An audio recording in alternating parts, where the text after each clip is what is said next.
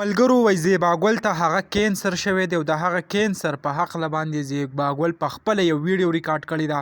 او راځئ هغه ویډیو واورئ چې هغه د خپل صحت په حوالې سره په هغه ویډیو کې څه وایي. جی पतली हो गया तुम पतली हो गया तुम्हारा वजन कम हो गया तुम्हारा वजन कम हो गया खाना खराब जी 6-7 महीने पहले सच डंगारे हुआ मैं जब पतली थी तो मुझसे क्यों किसी नहीं मैं जब सही मोटी थी तो मुझसे क्यों किसी ने पूछा नहीं था कि ज़ेबागुल तुम्हारा मोटापा का राज क्या है हाँ? जी वो टाइम में क्यों किसी ने नहीं पूछा कि मेरा मोटापा का राज क्या है आज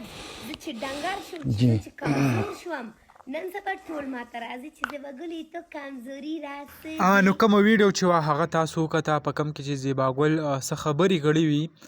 دا خلک بیا داسې لګېدل که تاسو وګورئ په فیسبوک باندې مختلف قسمه خلک ویډیو جوړوي او وایي چې آیا دې ته کینسر شوی دی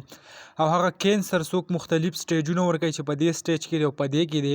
حالانکې زه به درته ووایم دا کومه ویډیو چې تاسو وکته په دې کې خو دې داسې څه بحث هم نه دی کړی چې یا د کینسر په حوالې سره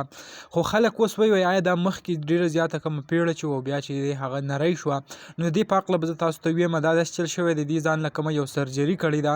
د هغې سرجرۍ په ذریعه باندې چې کم دی د دې کم بدن کې چې کم پیټس یعنی سرابوالی وي کم وازګه وي هغه لرې کړي نو بیا چې کم دی دا داسې نری ښکاري که د دې تاسو لکه زړو ویډیوګانو ته وګورئ نو ډېره زیاته موټه تقریبا د 100 کیلو نه د هغې وزن سیوا و او که اوس د نوي ویډیو ته وګورئ نو ډېره زیات فرق پکې راغلی دی نو د هغې په نسبت سره خلکو چې کم دی هغه دا مشهوره کړې ده چې دې ته کینسر شوی دی داسې بیماري ده ورته ده حالانکې هغه څه شته نه نو ما غوښته چې خپل کتونکو سره دا معلومات هغه شیر کړمه چې هغه هم د دې نه خبر شو دا کم خبر چې په سوشل میډیا روان دی د هغې چې کم حقیقت نشته چې په هغې یقین ونه کړي نو دغه کم معلومات چې دغه ویډیو و هغه هم تاسو سره شریک کړه امید لرم ویډیو به مو خوښه شوي که ویډیو مو خوښه شوي ویډیو لایک کړئ او که زموږ په چینل نوي یئ چینل سبسکرایب کړئ د داسې نورو ویډیوګانو دپاره